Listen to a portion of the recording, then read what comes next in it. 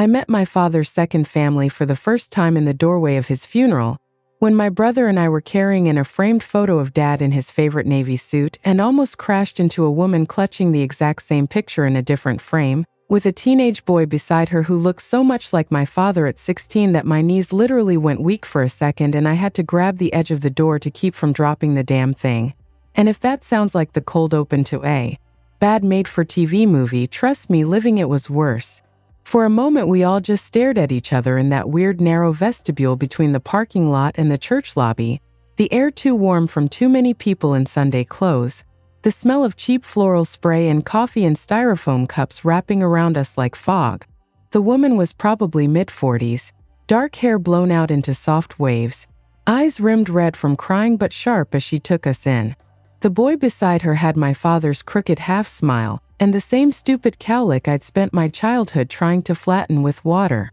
Behind them hovered a girl of maybe 12, clutching a wrinkled tissue, and an older woman in a wheelchair who looked like she'd been dragged out of bed and wrapped in an afghan for the occasion. "Excuse me," the woman said, voice tight but polite. "We're here for the service for Daniel Brooks." "That's our father," my brother James blurted automatically like a reflex. The boy's head snapped toward him. "Our father," he echoed, emphasis on our in a way that made my stomach twist.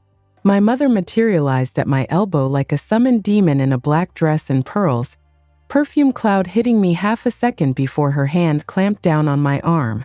"What is this?" she hissed, not really a question, more like a curse. The other woman squared her shoulders. "I'm Lisa Brooks," she said. "Daniel's wife. This is our son Tyler and our daughter Grace." "Who exactly are you?" Time did that stretchy thing it does in car accidents and emergencies. I saw my brother's face go slack, my mother's eyes go wide. The way the funeral director across the lobby froze mid-step like a deer in headlights. My brain grabbed onto one word and chewed it like gristle. Wife. Not girlfriend. Not partner. Wife. "No," my mother said, voice suddenly icy. "I am Daniel's wife. We were married for 38 years. She held up her left hand, wedding band glinting under the foyer lights like Exhibit A. Lisa's smile was small and deadly. "Funny," she said, and reached into her purse. "Because I have paperwork that says otherwise." She produced a folded marriage certificate like a magician pulling a rabbit out of a hat and handed it to my mother, who snatched it with shaking fingers. I watched her eyes scan the page, watched the blood drain from her face as she took in the names. Daniel Brooks, Lisa Hampton. Date: 16 years ago. Location: a county 3 hours away, where my father had consulting work every other week for most of my teen years. "This is some kind of scam," my mother said, but it came out thin and unconvincing. "He would never," her voice died. Because if anyone knew exactly what my father would or would not do, it was the woman who had spent almost 4 decades looking the other way. Around us, people were starting to notice that there was a scene. Heads turned. The funeral director hovered, whispering something about, maybe we should step into the side lounge. But no one moved. The teenage boy, Tyler, stepped forward, his face flushed. "Look," he said, voice cracking on the word. "I don't know who you people are, but my mom is not a liar. My parents have been married my whole life. My dad died last week holding my hand in a hospital where I sat every single day after school, so don't you dare stand there and say he had some other wife like we're the side family. We are not the side family," my mother snapped, but her voice wobbled, and for the first time I noticed that she didn't say, "That's impossible." James looked at me. I looked at him. Some silent sibling agreement passed between us in that second. Whatever this was, we were not going to play referee in the doorway while people with casseroles squeezed past. "Can we go somewhere private?" I asked, my voice sounding weirdly calm, like I was calling a parent-teacher conference. "The pastor's office, maybe?" The funeral director seized on that like it was a life raft. 10 minutes later, the 6 of us were crammed into Pastor Mike's office, surrounded by shelves of theology books and mission trip photos. Our father's coffin waiting in the sanctuary, while his 2 families sat facing each other like some kind of dysfunctional mirror. Start talking, Lisa said, looking directly at my mother. Or I swear I will walk back out there and ask every person in that pew who they think they came to say goodbye to. My mother pressed the bridge of her nose like she had a headache, which, to be fair, she probably did. This is not the time or the place, she said. Our husband is lying out there. We should be praying for his soul, not tearing each other apart. He lied to us for 16 years, Lisa shot back. I think that qualifies as tearing. So unless you want me to make a scene in front of your church friends, you're going to explain to me how I'm legally married to a man who apparently already had a whole other family. The word legally landed like a slap. My father had always been very big on doing things the right way. When I got pregnant at 19 by my college boyfriend, he'd practically dragged us to the courthouse to make it right, then never forgave my ex for leaving 3 years later. I stared at the photo of my father on Pastor Mike's credenza, his smile frozen, eyes twinkling in a way that now looked less warm and more smarmy. Mom, I said quietly, did you know? I needed her to say no. I needed this to be an insane misunderstanding, a clerical error, a prank show. She wouldn't meet my eyes. Instead, she smoothed her skirt, a gesture I'd seen 1,000 times before when she was about to tell a lie she'd convinced herself was a kindness.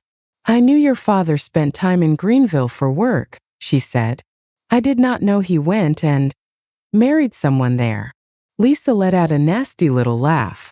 That's funny, she said, because he told me his first wife left him years ago, that he'd been separated for ages, that the divorce was just taking a while because of paperwork. He said you were bitter and controlling and wouldn't sign. My mother's head snapped up. I never left him, she said. I should have, but I didn't. You should have. James repeated, voice sharp. What does that mean? It means, my mother said tightly, that your father had indiscretions, and I chose to preserve the family for your sake. Indiscretions. Lisa's voice rose. Is that what we are? Indiscretion number 1, 2, and 3. She gestured to her kids. Grace shrank down in her chair, eyes wide and shiny. Tyler's fists clenched. Mom, he whispered, can we go? We're not going anywhere until I get some answers, Lisa said, but her hand went to his arm, thumb stroking automatically. And that, more than anything, drove home the reality that she had loved the same man I had called Dad, believed the same stories about his late nights and business trips. We were all sitting in the fallout of his choices. How long have you known about them? I asked my mother. This time she looked at me, really looked, and in her eyes I saw something that scared me more than anger or fear. I saw calculation. We can discuss this later, she said. Not in front of strangers. We're not strangers, Tyler snapped. We're his kids. So are we, James said. At least I assume I am. Unless there's another bomb you'd like to drop? You're his son, my mother said, exasperated. Stop being dramatic. The pastor cleared his throat from the corner, where he'd been awkwardly trying to blend into the wallpaper. Perhaps, he said in his gentle pastoral voice, we could focus on honoring Daniel's memory today and sort out the rest when emotions aren't so raw. Lisa turned on him. Did you know? She demanded. Did you marry them? His face went pale. I performed their vow renewal 10 years ago, he admitted. I had no idea there was another marriage. Of course there had been a vow renewal. My parents had thrown a whole party at the church social hall for their 25th anniversary, complete with balloons and a slideshow and my father giving a speech about standing by your partner through thick and thin. I suddenly felt like I was watching that slideshow on a screen that had cracked down the middle. The service itself happened. People cried. People told stories about my father's generosity, his humor, his patience with wayward students when he'd been a high school history teacher. Lisa and her kids sat in the back pew. My mother sat in the front. I sat somewhere in between, feeling like a human fault line. After, in the fellowship hall, the whispers started. Who were those people? Did you see the woman with the kids? She said she was his wife. No, his wife is right there by the casket. My mother moved through the room like a queen whose crown was slipping, plastering on smiles, accepting condolences, pretending everything was normal. It was not normal. 2 days later, the lawyer called. "We need all of Daniel's immediate family present for the reading of the will," he said. "That includes both spouses and all children." Both spouses. It sounded surreal.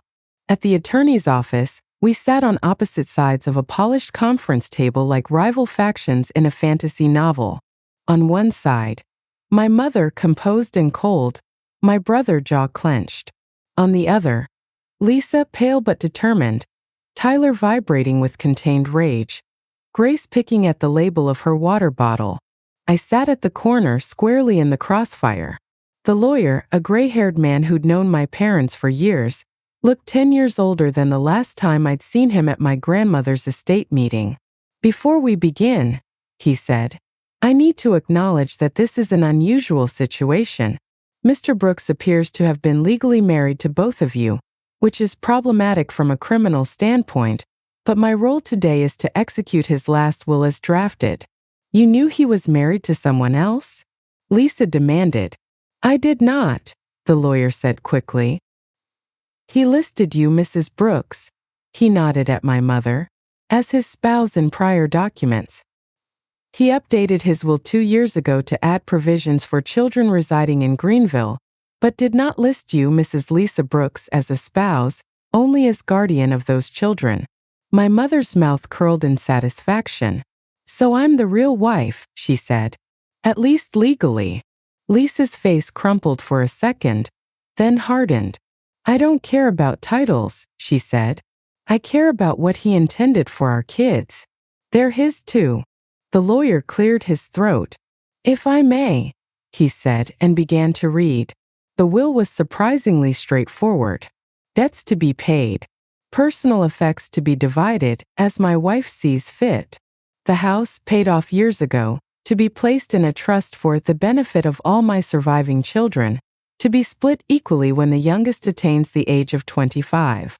A small life insurance policy to my mother. Another, larger policy I hadn't known about to be split between my children, James and Hannah Brooks, and my children, Tyler and Grace Hampton Brooks, in equal shares. He wanted the kids to be taken care of, the lawyer said. All of them. My mother's knuckles were white on the arm of her chair.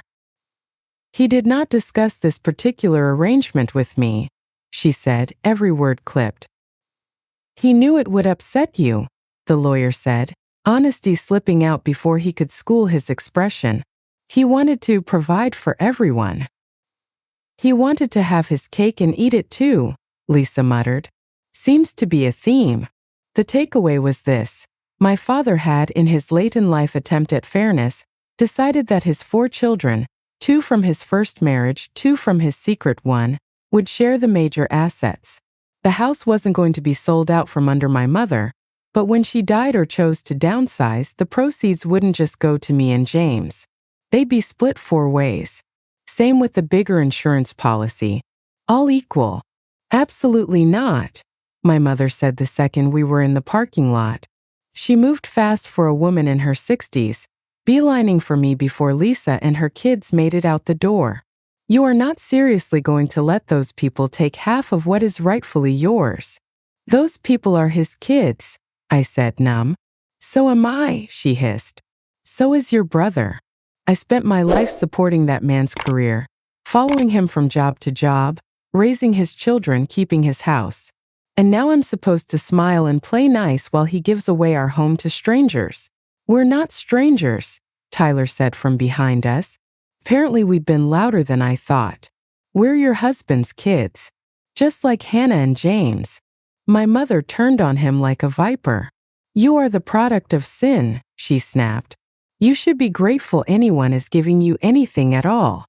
"Mom, stop," I said, horrified. "They didn't ask to be born." "Neither did you," she shot back. "And yet here we are." She grabbed my arm, nails digging in. "You can fix this," she said in a fierce whisper.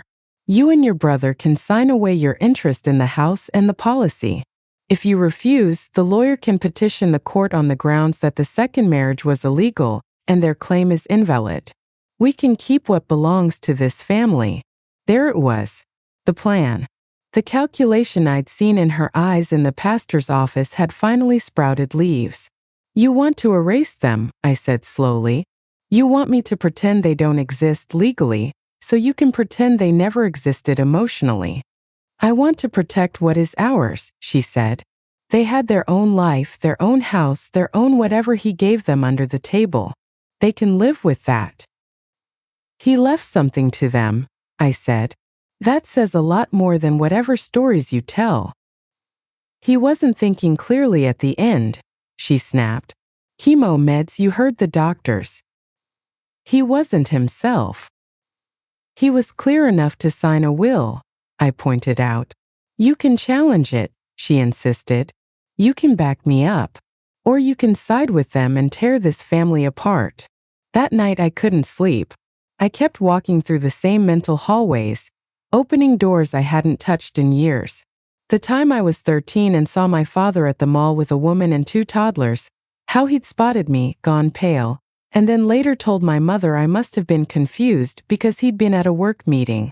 The way she'd stared at him, then at me and said, "You must have seen someone who looked like your father, Hannah." He would never lie. The way the subject evaporated like it had never happened. The time he missed my high school graduation for a conference and sent a bouquet delivered by a courier service from Greenville. The weird, abrupt way he'd shut down any questions about his other life, snapping, "A man is allowed some privacy." The older I got, the more the pieces rearranged themselves into something that looked a lot like a second family. But I'd never let myself finish that picture because it felt like betrayal to my mother. Now I realized the betrayal had started way before me. A few days after the will reading, I got a message on Facebook from Grace. It was short. "Hi, this is weird. Would you maybe want to talk sometime?" I stared at the screen for a long time before typing back. "Yeah, it's weird for me too." "Sure." We met at a coffee shop halfway between our towns. She was smaller up close than she'd looked in the lawyer's office, shoulders hunched like she was trying to take up less space. When she smiled, it was my father's smile twisted through a different life. "I'm sorry about your dad," she said after we got past the initial awkwardness. "I guess our dad." "Yeah," I said. "You too." We compared notes like war veterans who'd fought in different battles under the same commander. Her version of my father, the fun dad who took them camping, who taught her how to throw a softball, who brought home souvenirs from work trips, who sometimes went quiet and sad for days after visiting extended family. He told them his first marriage had been a mistake that ended long ago, that his ex-wife was bitter and turned his kids against him, that he'd started over with Lisa and that they were his real shot at a happy family. "He said you moved away and didn't want anything to do with him," she said. "That you were ungrateful after everything he'd done for you." I laughed sharp. "He told us you were, what did he say, the daughter of a woman he helped out years ago," I said. "That he was helping a family friend raise her kids when he went to Greenville. My mom didn't like him talking about it. She said it was complicated." "Complicated?" Grace repeated, making a face. "I hate that word now." Tyler joined us halfway through, having ditched baseball practice because, screw it, we have bigger problems than my batting average. He was angrier than Grace, less interested in nuance. "He lied," he said, stirring sugar into his coffee with unnecessary force. "To all of us. I don't care how you spin it. He married 2 women and led 2 lives and expected us all to just accept whatever crumbs he threw. I'm not excusing him," I said. "But if we want to get anything out of this mess, we're going to have to decide whether we're mad at each other or at him." We decided eventually that we were mad at him. That didn't mean our mothers weren't complicit.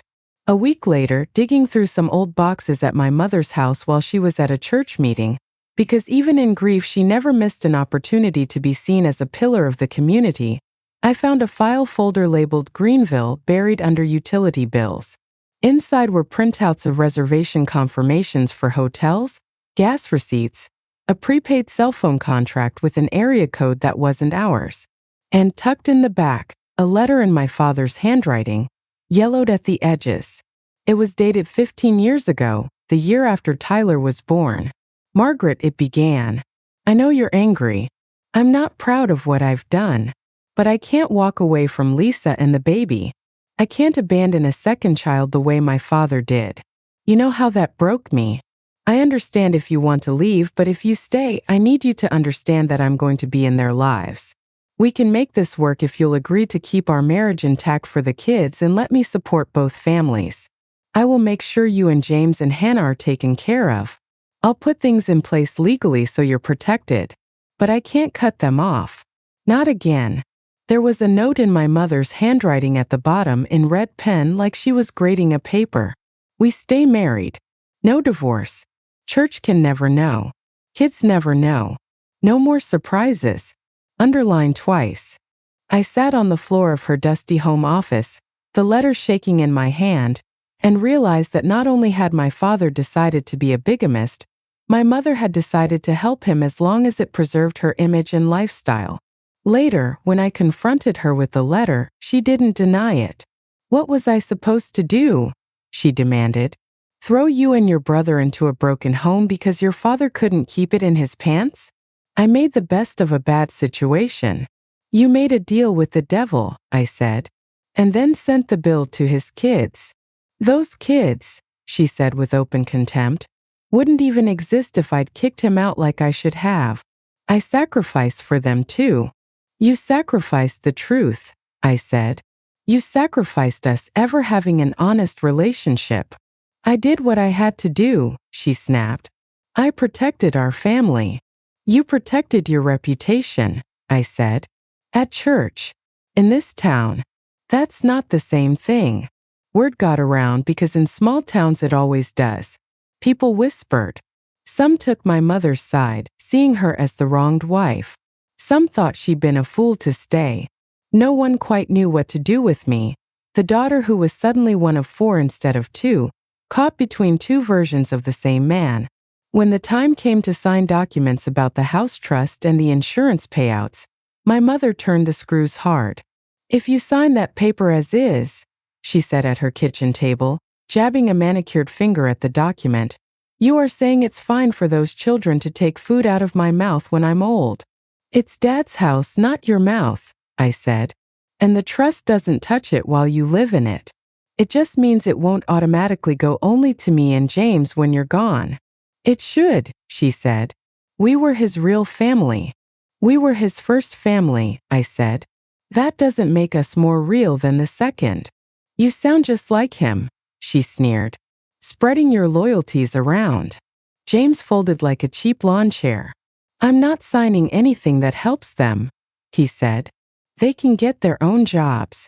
I've got kids to think about. So do I said. And I'm not teaching my daughter that fairness stops at the edge of what feels good to her bank account. I signed the papers as intended, without any extra waivers. Lisa hugged me in the parking lot of the lawyer's office, awkward and grateful. You didn't have to, she said. Legally, maybe you could have shut us out. Maybe, I said. But he's responsible for what he did. So are the adults who made those choices. You and the kids shouldn't have to pay for our mother's pride. My mother didn't speak to me for 3 months. When she finally did, it was to leave a voicemail saying, I hope when Tyler and Grace take what should have been yours, you remember that you chose them over your own mother. I deleted it without responding, but the words stuck like burrs. It's been 4 years now. The dust has mostly settled. The house is still in my mother's name. She refuses to even discuss downsizing, stubbornly rattling around in 3 bedrooms she can barely afford to heat. James and I take turns helping with maintenance not because we're eager, but because watching the roof cave in would feel like another kind of loss. Tyler is in college on a scholarship and a piece of that insurance policy. Grace just started community college classes. We text sometimes. We are not a sitcom-perfect blended family, but we exist in each other's lives in a way that would have made my father deeply uncomfortable, which feels like its own small justice. My relationship with my mother is strained is the polite word. I see her on holidays. She pointedly ignores any mention of the others. She refers to them as those people or the Greenville situation. At church, she still introduces me as my daughter Hannah. She's the faithful one who took care of me when my husband died, conveniently leaving out the part where I refused to help her erase two entire human beings to protect that image. Some nights, when the house is quiet and my own daughter is asleep down the hall, I replay it all in my head and wonder if I did the right thing. I could have walked away from the will. I could have let my mother challenge it, let her lawyer use bigamy to strip Lisa and the kids of any claim. It would have been cleaner in a way to pick a side and stay there. I wouldn't be the villain in my mother's story. I wouldn't see the flash of hurt in James's eyes when he talks about how money got between us, even though we both know what really got between us was truth. But then I think about that moment in the church doorway, two families colliding, and how easy it would have been to keep pretending they were imposters. I think about Grace twisting her water bottle label, asking me in a small voice if I hate her. I think about Tyler working 2 jobs on top of classes before the insurance money came through. I think about my father signing that will, maybe finally trying to do something that resembled right after a lifetime of wrong. I don't owe him forgiveness, but I did owe myself the knowledge that I didn't participate in his erasure of the people he hurt. My mother says I betrayed our family. I think I finally stopped betraying the truth. But the guilt is still there, braided with anger and something that feels a lot like grief for the family I thought I had. So that's my story. I'm the daughter who discovered at her father's funeral that he'd been secretly married to another woman for 16 years, who realized her mother had known about it and agreed to keep the secret as long as she kept the first wife status, who sat through a will reading that split everything 4 ways, and who chose to honor that will and build a relationship with the other kids, instead of helping her mother use the courts to erase them. My mother and brother say I tore the family apart and stole what was ours to give it to strangers. I say the family was already broken and those strangers were my father's children, just as much as I am.